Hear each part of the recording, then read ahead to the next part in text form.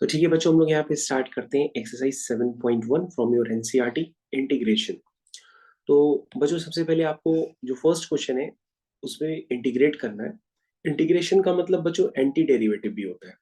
तो आप चाहे एंटी डेरिवेटिव कहें चाहे इंटीग्रेशन कहें, बात एक ही होती है। तो हम लोग बच्चों फर्स्ट क्वेश्चन की तरफ मूव करते हैं। फर्स्ट क्वेश्चन ये रहा आपकी स्क्रीन पे।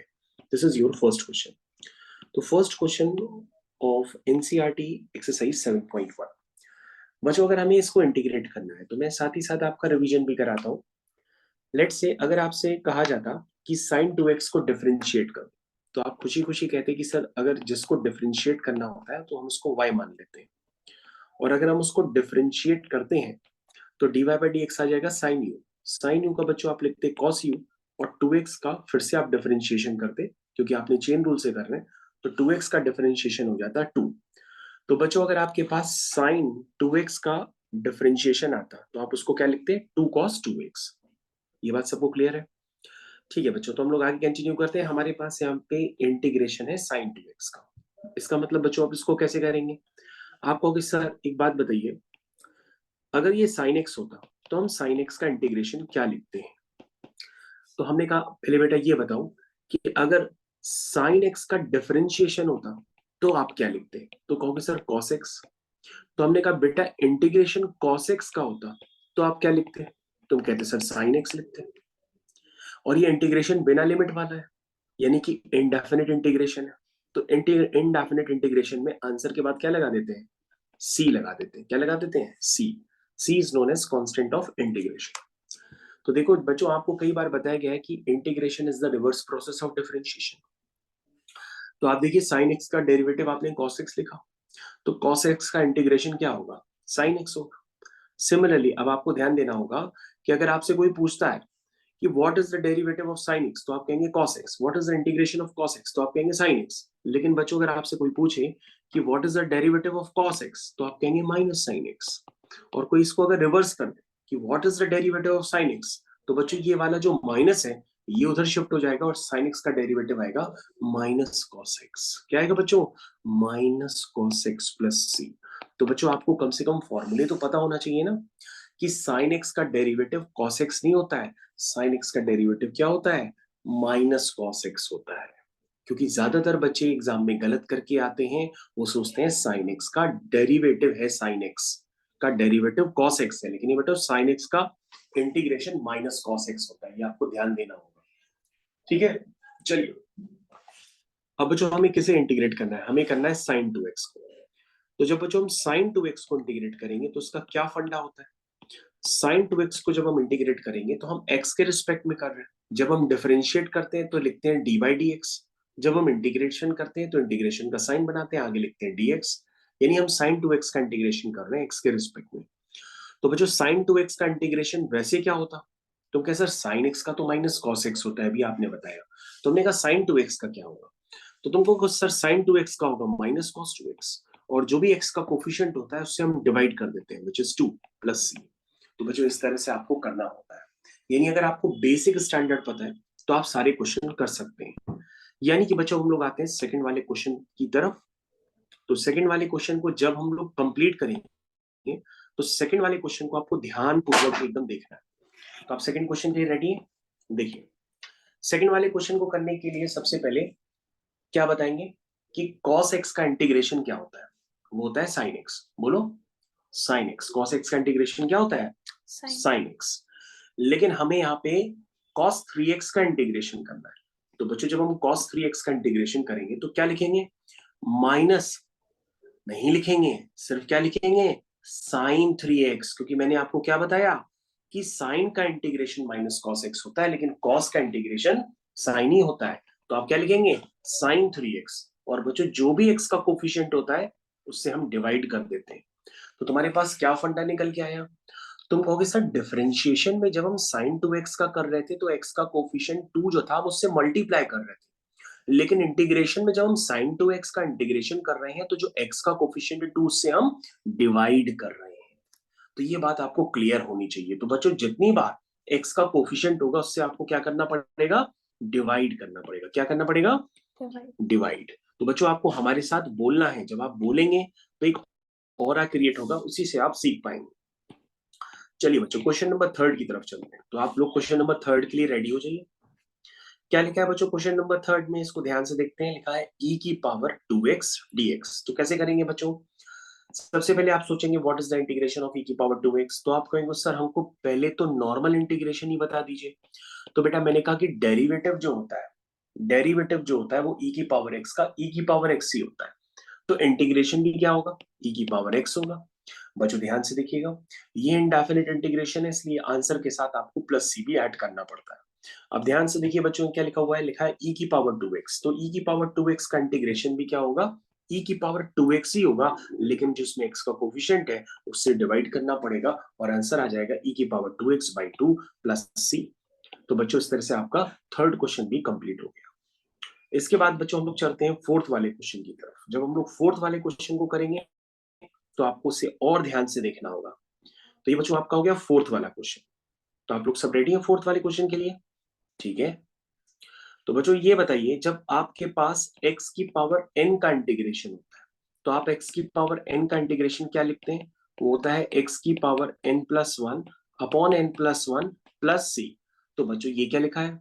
x की पावर n तो है नहीं, ये तो ax प्लस b की पावर 2 है। तो तुम क्या कहोगे? सर वेरी इजी, आप सर ax प्लस b की power 2+1 that means 3 upon 2+1 that means 3, normal integration कर दीजिए, प्लस सी लगा दीजिए और उसके बाद x का जो भी कोफिशिएंट है उससे डिवाइड कर दीजिए। तो आपका आंसर आ जाएगा ax plus b whole power 3 upon 3a plus c. ये बात समझ में आई? तो बच्चों फॉर्मूले सारे वही हो रहे हैं, बस आपको ये चेक करना है कि x का कोफिशिएंट अगर जो भी है उससे आपको क्या करना पड़ेगा? डिवाइड करना पड़ेगा। क्या आप इसको समझ गए अच्छी तरीके से? और बच्चों अगर समझ गए तो हम लोग आगे कंटिन्यू करते हैं क्वेश्चन नंबर 5 की तरफ। तो बच्चों क्वेश्चन नंबर 5 को आपको करना है। क्वेश्चन नंबर 5 के लिए आप रेडी हो जाइए, जितने भी बच्चे सुन रहे हैं ध्यान से। तो बच्चों क्वेश्चन नंबर 5 को हम क्या करेंगे? इंटीग्रेट करेंगे। तो बच्चों जिसको हम डिफरेंशिएट करते थे तो हम उसको y मान लेते थे, इसको हम इंटीग्रेट कर रहे हैं तो हम इस तरह से इसको dx कर देंगे। तो बच्चों इसको हम रिपीट करते हैं अगेन। ये क्या लिखा है? ये एक बार बच्चों आपको sin 2x को इंटीग्रेट करना पड़ेगा, उसके बाद आप 4 टाइम्स e की पावर 3x को इंटीग्रेट करेंगे। इस तरह से बच्चों ये इंटीग्रेशन हो। बच्चों sin 2x का इंटीग्रेशन आप कर सकते हैं, क्या होगा बेटा? 2 cos 2x अपॉन, तो बेटा sin 2x का डिफरेंशिएशन होता है 2 cos 2x, लेकिन आप क्या कर रहे हैं? इंटीग्रेशन। तो sin 2x का क्या लिखेंगे? माइनस cos 2x, और जो भी x का कोफिशिएंट होगा 2 उससे डिवाइड कर देंगे, माइनस आगे देखेंगे 4 बच्चों इंटीग्रेशन के बाहर आ जाएगा क्योंकि कांस्टेंट है। e की पावर 3x का e की पावर 3x होगा, और जो भी x का कोफिशिएंट है उससे हम डिवाइड कर देंगे और आंसर आ जाएगा प्लस c। बच्चों आपको ध्यान से रिव्यू करना है। मैंने आपको भी बताया था कि sin x का जो इंटीग्रेशन होता है वो क्या होता है। आपके पास सामने सामने लिखा हुआ है कि sin x का इंटीग्रेशन क्या होता है? Minus cos x plus c होता है, लिखा है ना? तो आप sin x का इंटीग्रेशन गलत ना बताइए। sin x का इंटीग्रेशन माइनस cos x होता है और cos x का इंटीग्रेशन sin x होता है। इसे बच्चों आपको याद रखना होगा, और जो भी x का कोफिशिएंट है उससे डिवाइड करना होगा। मेरी बात बच्चों ध्यान से सुनते चले जाइए, क्योंकि आप आ गए हैं क्वेश्चन नंबर 6 की तरफ। तो बच्चों क्वेश्चन नंबर 6 की तरफ हम लोग मूव कर गए हैं। अब आपको थोड़ा सा और ध्यान देना पड़ेगा। यहाँ पे सारे क्वेश्चन बच्चों सिर्फ इंटीग्रेशन के ही हैं। This is the part of basic integration. इसे करके आप अपनी इंटीग्रेशन को स्ट्रॉन्ग कर सकते हैं। तो बच्चों सबसे पहले जो कांस्टेंट होता है उसको मैंने इंटीग्रेशन के बाहर कर दिया। ये हो गया e की पावर एक 3x dx प्लस 1 dx। 1 को लिखना कंपलसरी नहीं होता, सिर्फ लिख देते हैं dx। अब बच्चों आपके मन में आएगा, क्या कोई dx का इंटीग्रेशन होता है? बिल्कुल हो सकता है बच्चों, क्योंकि यहाँ पे जो 1 लिखा है उस 1 को हम लिख सकते हैं x की पावर 0। 1 को हम क्या लिखते हैं? x की पावर 0, क्योंकि किसी की भी पावर 0 क्या होता है? 1 होता है। तो ये बच्चों क्या बन जाएगा? x की power 0 plus 1 upon 0 plus 1 plus c। तो बच्चों 0 प्लस 1 1 होता है, यानी x की power 1 upon 1 that means x plus c। तो बच्चों आपको आज के बाद ध्यान रखना होगा कि dx का इंटीग्रेशन क्या होता है? x प्लस c होता है। याद रहेगा बच्चों सबको? बच्चों बताइए e की पावर 3x का क्या होगा? e की पावर 3x का इंटीग्रेशन क्या होगा? a की पावर 3x अपॉन 3। यस, बिल्कुल सही बताया। e की पावर 3x का इंटीग्रेशन होगा e की पावर 3x अपॉन 3। और बच्चों dx का इंटीग्रेशन क्या होगा? x plus c। बिल्कुल x। और बच्चों दोनों इंटीग्रेशन से कांस्टेंट आया होगा, सबके कांस्टेंट मिलकर के एक नया कांस्टेंट लगा देते हैं c। तो बच्चों क्वेश्चन बेहद आसान है, उसको लगातार समझने की कोशिश करिए, क्योंकि सारे क्वेश्चंस मैं आपको एक्सप्लेन कर रहा हूँ एक एक करके। 7th क्वेश्चन की तरफ मैं मूव कर गया हूँ। ठीक है, 7th क्वेश्चन। तो बच्चों हमारे पास आ गया क्वेश्चन नंबर 7। तो क्वेश्चन नंबर 7 को करने के लिए हम रेडी हो चुके हैं। नेक्स्ट क्वेश्चन, सबसे पहले क्या करेंगे, इसको हम ब्रेक करते हैं। तो एक्स स्क्वायर का 1 से करेंगे तो एक्स स्क्वायर डीएक्स हो गया, minus x square upon x square करेंगे तो एक्स स्क्वायर से एक्स स्क्वायर कैंसिल हो जाएगा, सिर्फ ये हो जाएगा 1 डीएक्स। क्या यहाँ तक क्लियर है बच्चों? एक्स स्क्वायर डीएक्स का इंटीग्रेशन। तो तुम क्या कहोगी बेटा? तुम कहोगी सर कि x की पावर n का इंटीग्रेशन होता है x की power n plus 1 upon n plus 1। तो एक्स स्क्वायर डीएक्स का क्या होगा? x की पावर 2 प्लस 1 अपॉन 2 प्लस 1।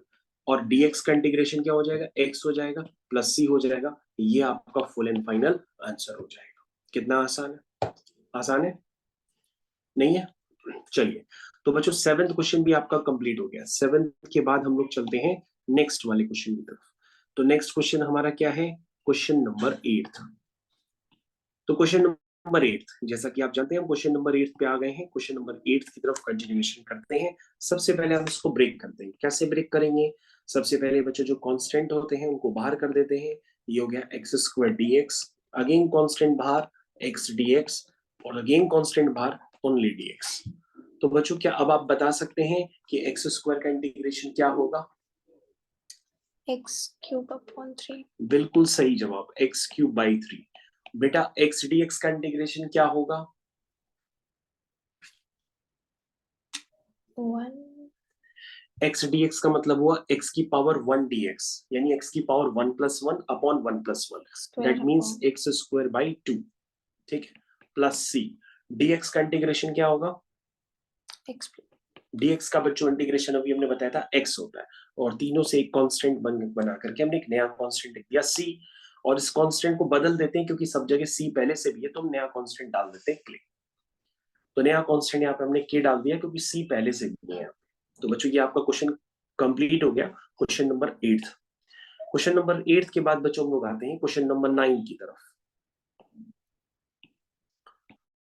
तो ये हो गया बच्चों आपका क्वेश्चन नंबर 9। तो बच्चों क्वेश्चन नंबर 9 के लिए आपको रेडी होना है फाइनली। सबसे पहले ये हो जाएगा 2 times x square dx plus integration e की पावर एक्स डीएक्स। तो बताइए बच्चों, एक्स स्क्वायर डीएक्स का इंटीग्रेशन क्या हो जाएगा? वो हो जाएगा एक्स क्यूब अपॉन 3, और e की पावर x का इंटीग्रेशन e की पावर x ही होता है प्लस c। ये बच्चों आपका फुल एंड फाइनल आंसर आ गया। Question number 9 complete. Question number 10 की तरफ चलते हैं। Question number 10। तो बच्चों हम लोग आ गए हैं क्वेश्चन नंबर 10 की तरफ। This is your question number 10। कैसे करेंगे? क्योंकि सर सबसे पहले होल स्क्वायर है, हम लोग होल स्क्वायर को ओपन कर लेते हैं। तो बेटा a माइनस बी का होल स्क्वायर क्या होता है? a square plus b square minus 2ab. बिल्कुल सही जवाब। तो हम इसको लिखेंगे बच्चों, ये हो गया a square plus b square minus 2, ये हो गया a और ये हो गया b। इसे बच्चों आपको ध्यान से देखना है।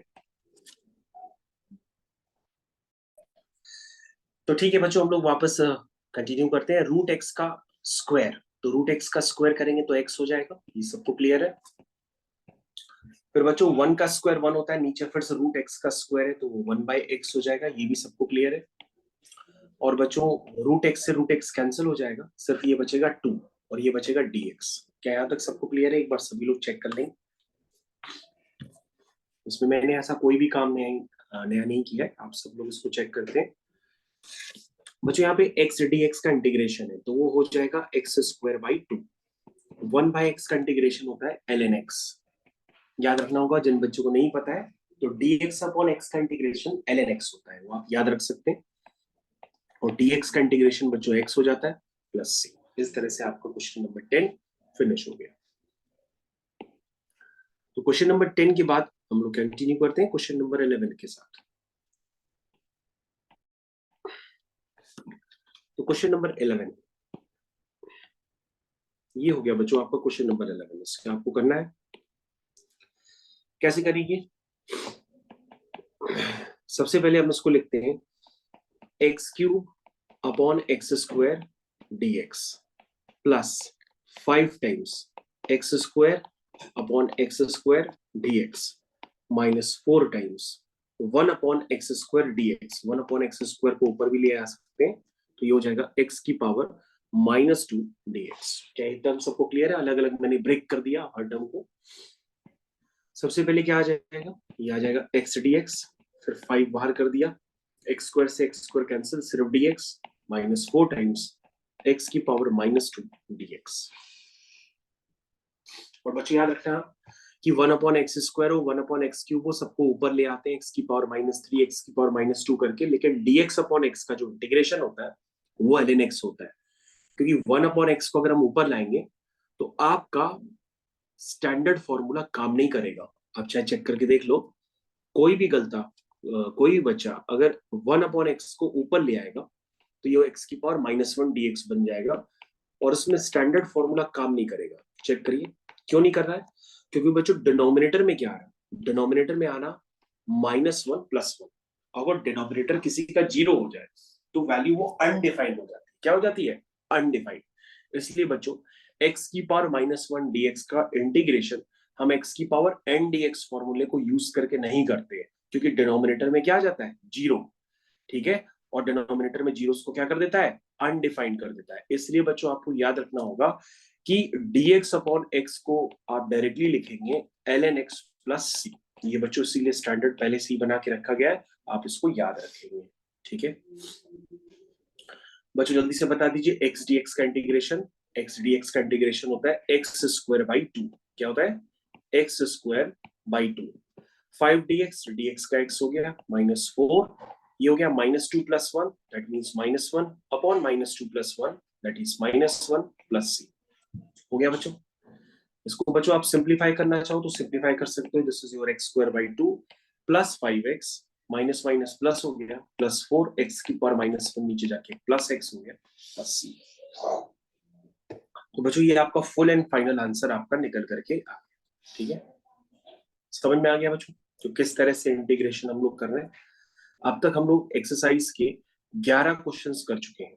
अब हम लोग क्या करते हैं, क्वेश्चन नंबर 12 की तरफ चलते हैं, और बिल्कुल सेम पैटर्न से क्वेश्चन करना है जिसे अभी आपने क्वेश्चन नंबर 11 किया। तो बच्चों हम लोग आगे वापस क्वेश्चन नंबर 12 की तरफ। कैसे करेंगे इसको आपको ध्यान पूर्वक देखना है। सबसे पहले बच्चों हम उसको ऊपर नीचे ब्रेक करते हैं। तो ये क्या हो गया? x³ नीचे √x मतलब पावर में हाफ, प्लस 3 टाइम्स ऊपर है x की पावर 1 नीचे √x मतलब पावर में हाफ dx प्लस 4, नीचे क्या है? √x, इसका मतलब पावर में हाफ। यहां तक सबको क्लियर है? अब बच्चों ध्यान से देखो, 3 माइनस हाफ कितना होता है, क्योंकि बेस सेम है तो पावर डिफरेंस में आ जाएगी। ठीक है, इसको ऐसे भी लिख सकते हैं 3 टाइम्स। इसको हम 1 माइनस हाफ भी लिख सकते हैं। बेस सेम होता है, डिवाइड में होती है तो पावर क्या हो जाती है? माइनस हो जाती है। सबको क्लियर है? सबको क्लियर है? -Half dx। तो बच्चों जल्दी से देखिए इसमें क्या आएगा। 3 माइनस हाफ कितना हुआ? 2 3 6, 6 माइनस 1 यानी कि 5/2 dx। 1 माइनस हाफ बच्चों कितना होता है? Half dx। ये हो गया x की पावर -हाफ dx। अब आप बच्चों उसको ऑपरेट कर लीजिए। ये हो गया x की पावर 5/2 + 1 अपॉन 5/2 + 1, तो हो गया x की पावर 7/2 अपॉन 7/2। ठीक है, प्लस 3 टाइम्स x की power half +1 upon half +1। Half +1 कितना हो गया? 3/2, नीचे भी हो गया 3/2, प्लस 4 टाइम्स x की पावर -हाफ +1। -हाफ +1 बच्चों हाफ होता है, नीचे भी -हाफ +1 आएगा तो हाफ हो जाएगा प्लस c। तो बच्चों मैंने लगातार x की पावर n+1 अपॉन n+1 ये स्टैंडर्ड मैंने यूज किए और क्वेश्चंस पे ऑपरेट किए लगातार। इससे आपका क्वेश्चन नंबर 12 पूरी तरह से फिनिश हो चुका है। तो हम कौन सा स्टैंडर्ड यूज कर रहे हैं? इंटीग्रेशन x की power n dx which is equal to x की पावर n+1 अपॉन n+1। तो बच्चों हम लोग धीरे से आ चुके हैं क्वेश्चन नंबर 13 की तरफ। ये हो गया बच्चों आपका क्वेश्चन नंबर 13। कैसे करेंगे? बहुत ध्यान से आपको देखना है। देखिए बच्चों, सबसे पहले इसको करने के लिए आप जरा न्यूमरेटर में देखिए ध्यान से, पहले क्या है, न्यूमरेटर में एक बड़ी सी क्यूबिक इक्वेशन लिखी है। The cubic equation is x cube minus x square plus x minus one.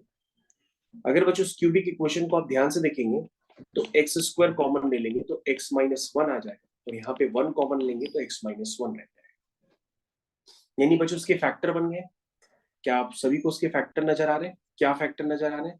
नजर आ रहे हैं x square plus one into x minus one. मेरे ख्याल से सबको ये फैक्टर नजर आने लगे होंगे। तो अब बच्चों हम न्यूमरेटर के फैक्टर्स को पुट कर सकते हैं। तो न्यूमरेटर के फैक्टर हो गए x square plus one into x minus one, और डिवाइड बच्चों किससे करना है? डिवाइड करना है एक्स माइनस वन से, dx। तो बच्चों ये x माइनस वन से x माइनस वन कैंसिल हो जाएगा, सिर्फ बचेगा x square plus one dx। ये बात समझ में आ गई? तो बच्चों हम उसको क्या लिखेंगे? X square dx plus one dx। समझ में आ गई बात? एक्स स्क्वायर dx का इंटीग्रेशन क्या होगा? एक्स क्यूब बाई थ्री, और वन dx का हो जाएगा x प्लस। क्वेश्चन बच्चों हो गया। हमने कुछ नहीं किया, सिर्फ न्यूमरेटर में एक बड़ा सा एक्सप्रेशन था, उसको मैंने फैक्टराइज कर दिया, जिससे नीचे वाला पार्ट कैंसिल हो गया और क्वेश्चन यहाँ पे फिनिश हो गया। क्वेश्चन नंबर 13 आपका हो चुका है। 13 के बाद हम लोग चलते हैं क्वेश्चन नंबर 14 की तरफ।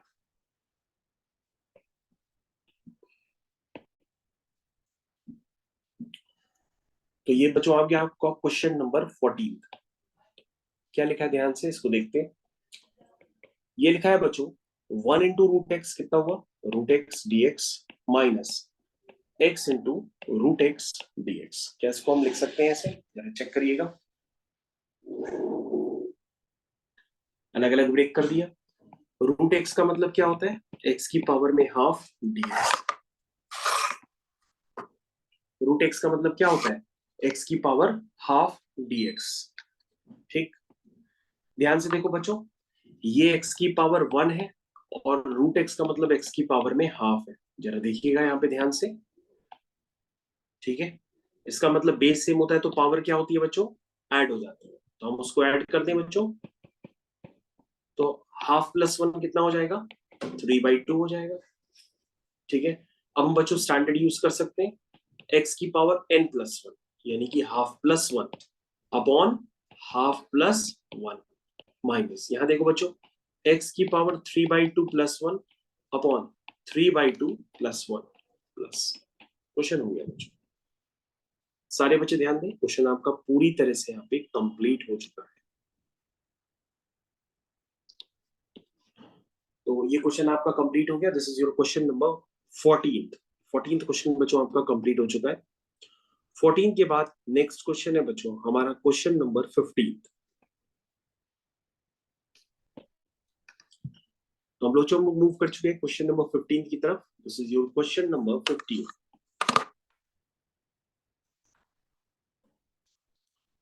कैसे करेंगे ध्यान दो। ये लिखा है 3 times x square into root x. Root x को बच्चों डायरेक्टली लिख दो एक्स की पावर में हाफ। ठीक है, लिख सकते हैं dx plus 2x into root x dx plus 3 root x dx। बस बच्चों मैंने रूट एक्स को एक्स की पावर में हाफ करके एक्सप्रेस किया है। अब ध्यान से देखो बच्चों, ये बन गया 3 times 2 plus half. 2 plus half कितना होता है? 5/2 dx। फिर से देखो, 2 टाइम्स एक्स की पावर हाफ प्लस वन 3/2 होता है dx। 3 टाइम्स एक्स की पावर हाफ dx। ठीक है, समझ में आ गया? 3 को बाहर कर देते हैं तो एक्स की power 5/2 plus one upon 5/2 plus one, direct लगा दिया इंटीग्रेशन का फॉर्मूला। ठीक है, अनुष्का कोई दिक्कत तो नहीं? False. तो ये हो गया 3/2 प्लस वन अपॉन ये हो गया 3/2 प्लस वन। ये हो गया बच्चों half plus one upon half plus one plus c. तो बच्चों इस तरह से क्वेश्चन नंबर 15 जो है पूरा फिनिश हो चुका है। ठीक है, 15th क्वेश्चन बच्चों हो गया पूरा फिनिश। अब हम लोग चलते हैं क्वेश्चन नंबर 16 के पास।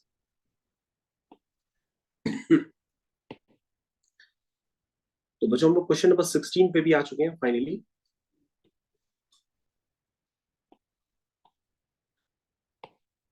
तो बच्चों ये रहा आपका क्वेश्चन नंबर 16। कैसे करेंगे इसको, पहले हम लोग ब्रेक कर लेते हैं.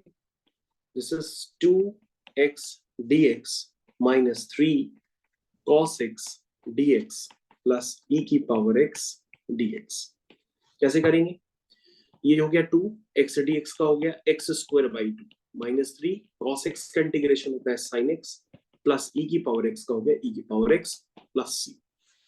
देख सकते हैं बच्चों, अगर आपको फॉर्मूले टैन की बात अगर पता है तो आप क्वेश्चंस को काफी ज्यादा दुगनी स्पीड से कर सकते हैं क्वेश्चंस को.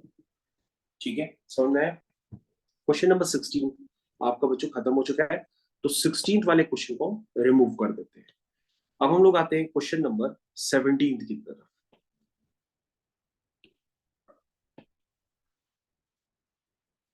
तो ये आ गया बच्चों आपका क्वेश्चन नंबर 17. कैसे करेंगे, ध्यान देना होगा. ये हो गया 2 times x square dx minus 3 times sine x dx plus 5 times root x dx. Check करिएगा क्या यहां तक सबको क्लियर है. ये हो गया 2 टाइम्स, ये हो गया x cube by 3 minus 3 times sine x का इंटीग्रेशन कितना होता है, माइनस कॉस एक्स. बिल्कुल, तो माइनस माइनस प्लस हो गया, प्लस 5. रूट एक्स का इंटीग्रेशन क्या होगा, एक्स की power half plus 1, half plus 1 is 3/2 upon half plus 1 which is 3/2 plus c. तो बच्चों आपने देखा कितनी स्पीड में ये वाला क्वेश्चन खत्म हो गया. क्वेश्चन नंबर 17 हो गया. क्वेश्चन नंबर 18 के पास चलते हैं, और ये रहा आपका क्वेश्चन नंबर 18.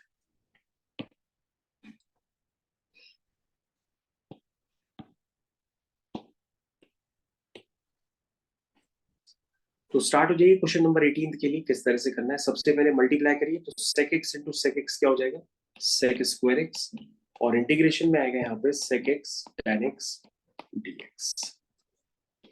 ठीक, sec स्क्वायर x का इंटीग्रेशन क्या हुआ, tan x, और sec x tan x का इंटीग्रेशन कितना हुआ, sec x प्लस c. तो बच्चों ये आपका फुल एंड फाइनल आंसर है. ठीक है बच्चों, आपको पता होना चाहिए, अगर स्टैंडर्ड नहीं पता है तो मैं आपको बता देता हूँ कि tan x का डेरिवेटिव sec स्क्वायर x होता है, और sec स्क्वायर x का इंटीग्रेशन tan x होता है. sec x का derivative sec x tan x होता है, और sec x tan x का इंटीग्रेशन sec x होता है. तो बच्चों अगर आपको नहीं पता है तो आप इसको लर्न करने की कोशिश करिए, ये आपको लर्न करने ही पड़ेंगे. क्वेश्चन नंबर 19 की तरफ हम लोग जा चुके हैं. ये रहा बच्चों आपका क्वेश्चन नंबर 19. कैसे करेंगे, sec स्क्वायर x को लिख देते हैं 1 अपॉन cos स्क्वायर x, और cosec स्क्वायर x को लिख देते हैं 1 अपॉन sin स्क्वायर x. ये सबको क्लियर है. और sin square x upon cos square x को लिख सकते हैं tan स्क्वायर x. अब बच्चों तुमने देखा था कि sec स्क्वायर x का तो इंटीग्रेशन tan x होता है, लेकिन tan स्क्वायर x का कोई इंटीग्रेशन नहीं होता है. तो आप क्या करोगे, जस्ट उल्टा काम करोगे. आप sec square x is equal to 1 plus tan square x होता है, ये आइडेंटिटी होती है क्लास 10th की. तो आप क्या करो, आइडेंटिटी यूज कर लो और tan स्क्वायर x को लिख दो sec स्क्वायर x माइनस 1. जैसे ही लिखोगे तो बच्चों क्वेश्चन इंटीग्रेबल हो जाएगा, क्योंकि आप sec स्क्वायर x का भी इंटीग्रेशन पहले से जानते हैं. तो आपका sec स्क्वायर x का इंटीग्रेशन क्या हो जाएगा, tan x हो जाएगा, और dx का इंटीग्रेशन x हो जाएगा plus c. And this is your full and final answer. तो क्वेश्चन नंबर 19 आपका हो चुका है. क्वेश्चन नंबर 20 की तरफ चलते हैं. तो this is your question number 20. तो बच्चों जल्दी ही एक्सरसाइज खत्म हो जाएगी, आप अपना पेशेंस बिल्कुल ना लूज करिए. ठीक है, अगर आप पेशेंस लूज कर रहे हैं तो हम आपके साथ हैं, कि हम भी आप ही के साथ कर रहे हैं. लो, तो देखो क्वेश्चन नंबर 20वां करना है. 20वां कैसे करेंगे, सबसे पहले आप इसको अलग अलग ब्रेक कर दीजिए. तो ये हो जाएगा 2 upon cos square x dx minus 3 times sin x upon cos square x. Upon cos square x को लिख दीजिए cos x into cos x dx. जरा ये स्टेप देखिए, किसी को प्रॉब्लम नहीं होनी चाहिए. बच्चों ये जो 2 है मैंने बाहर कर दिया, 1 अपॉन cos स्क्वायर x को लिख दिया मैंने sec square x dx minus 3 times. ध्यान से देखो बच्चों, sin x upon cos x को हम लोग लिखते हैं tan x, और एक 1 अपॉन cos x भी है बच्चों यहाँ पे, तो उसको हम लिख सकते हैं sec x. और ये क्वेश्चन यहाँ पे बच्चों फिनिश हो चुका है, क्योंकि sec स्क्वायर x का इंटीग्रेशन आप पहले से जानते हैं tan x होता है, और sec x tan x का इंटीग्रेशन होता है sec x, और ये हो गया प्लस c. यहाँ पे बच्चों क्वेश्चन आपका फिनिश हो गया। ठीक है, आपको पता होना चाहिए कि 1/cos² x क्या होता है। 1/cos² x होता है sec² x, और sec² x का इंटीग्रेशन होता है tan x। ठीक है, तो बच्चों ये क्वेश्चन आपका फिनिश हो गया है। अब हम लोग चलते हैं नेक्स्ट वाले क्वेश्चन की तरफ। नेक्स्ट वाला क्वेश्चन लिखा हुआ है 4 ऑप्शंस के साथ, और बच्चों जब ऑप्शंस आते हैं तो क्वेश्चंस और भी ज्यादा अच्छे हो जाते हैं, तो ऑप्शंस से मैच कराना काफी आसान काम होता है। चलिए लास्ट क्वेश्चन हम लोग करने जा रहे हैं। शायद लास्ट के 2 क्वेश्चंस बचे हैं, बस आप अपना पेशेंस ना लूज करिए, एक्सरसाइज फिनिश होने जा रही है। ठीक है, चलिए तो क्वेश्चन नंबर 21 क्या लिखा हुआ है इसमें। इसमें लिखा है कि आपको एंटी डेरिवेटिव यानी कि इंटीग्रेशन निकालना है किसका, √x प्लस 1/√x का इंटीग्रेशन। तो आप करने के लिए रेडी हैं बिल्कुल। सबसे पहले लिखेंगे √x dx प्लस 1/√x को हम ऐसे लिख देंगे dx। ठीक है, तो बच्चों x की power half plus 1 that means 3/2 upon half plus 1 that means 3/2। ये x की power minus half plus 1, minus half plus 1 कितना हुआ 1/2, और नीचे बच्चों आएगा minus half plus 1 1/2 plus c। Question बच्चों हो गया। कितना आंसर सही था क्वेश्चन। अब आप 4 ऑप्शंस में से एक ऑप्शन अपना मैच जरूर कर लीजिएगा। और बच्चों यहाँ पर जो है आपका अब आ चुका है क्वेश्चन नंबर 22। तो क्वेश्चन नंबर 22 की तरफ हम मूव करेंगे, और इसी के साथ एक्सरसाइज 7.1 आपकी फिनिश हो जाएगी। तो देखिए 21 क्वेश्चन को हम किस तरह से करने वाले हैं। 21 कर चुके हैं, बल्कि 22 करेंगे। देखिए तो 22 क्वेश्चन जिन बच्चों के पास बुक्स हैं वो बुक्स को ध्यान से देखें और रीड कर लें। बच्चों मैंने आपको बताया था कि अगर आप d/dx ऑफ fx करते हो तो आप उसको f'(x) भी लिख सकते हो, क्योंकि fx का डेरिवेटिव f'(x) होता है। और बच्चों मैंने बताया कि जैसा कि आप जानते हैं कि integration is the reverse process of differentiation, तो आप कह सकते हो कि जो f'(x) का इंटीग्रेशन होता है वो fx होता है। क्या होता है, f'(x) का इंटीग्रेशन fx होता है। तो मेरे ख्याल से आप समझ गए होंगे। तो बच्चों आप ध्यान से देखिए यहाँ पे क्या लिखा है, क्वेश्चन को ध्यान से देखिए। क्वेश्चन में लिखा है कि d/dx ऑफ, ध्यान से देखिए, d/dx ऑफ fx, और d/dx ऑफ fx को आप क्या लिख सकते हो बच्चों, f'(x) लिख सकते हैं। यानी आपके पास f'(x) बच्चों कितना गिवन है, ये गिवन है। क्लियर है। और बच्चों अभी आपने जाना कि यदि हम f'(x) को इंटीग्रेट करते हैं तो हमारे पास क्या आ जाता है, fx आ जाता है। ये बात सबको समझ में है। अभी मैंने देखिए राइट हैंड साइड पे लिखा है। और बच्चों f'(x) आप जानते हैं क्या लिखा है, वो लिखा है 4x³ माइनस 3/x⁴ ये लिखा हुआ है। ये बच्चों f'(x), इसको बच्चों आप इंटीग्रेट करेंगे तो आपका fx आ जाएगा। तो बच्चों ये fx निकालने का अब आप कोशिश करिए, पूरा किसी भी तरह से निकालिए, इसको इंटीग्रेट करिए। ये हो जाएगा x³ dx, 3 को बाहर करिए, ये हो जाएगा x⁻⁻4 dx। तो बच्चों ये आपका fx निकलने का इंतजाम हो गया। x³ का हो जाएगा x⁴/4, और ये हो जाएगा x⁻⁻4 plus 1 that is -3/-4 plus 1 this is -3 plus c। इसको बच्चों हम और भी सिंप्लीफाई कर देते हैं, तो ये हो जाएगा fx इज इक्वल टू 4 से 4 कैंसिल, x⁴ माइनस माइनस बच्चों प्लस हो गया, और साथ में 3 से 3 भी कैंसिल हो गया। ये हो गया सिर्फ 1/x⁴ प्लस c। ये बच्चों आपका fx निकल के आ गया। उसके बाद बच्चों अगर आप ध्यान से देखेंगे तो क्वेश्चन में डाटा दिया है कि जब हम पूरे फंक्शन में x की जगह 2 पुट करते हैं तो f2 की वैल्यू 0 आती है। तो आप क्या करो, आप पूरे फंक्शन में x की जगह 2 पुट कर दो, तो ये बन जाएगा f2 इज इक्वल टू 2⁴। जहां जहां x है वहां पे हर जगह आपको x की जगह 2 पुट करना है। तो f2 बच्चों कितना गिवन है, जरा क्वेश्चन देखिए, f2 कितना है 0, कितना है 0, और 2⁴ कितना हुआ 16, और 2⁴ कितना हुआ 8 प्लस c। बच्चों जरा आप ध्यान से देखिए, हमको बता सकते हैं कि c यहां से कितना आ सकता है, कोई बालक। बच्चों आपको जल्दी से ये सोचना पड़ेगा, अगर आपको मेरी हेल्प करनी है तो आप हमको ये बता सकते हैं कि व्हाट इज 16 8 जा क्या होता है, वो होता है 128। तो बच्चों ये हो जाएगा this is 0 is equal to 128 plus 1 this is 129/8 plus c। ये बच्चों आएगी वैल्यू, यानी c की वैल्यू आ जाएगी -129/8। ये बच्चों मैंने c की वैल्यू निकाली है।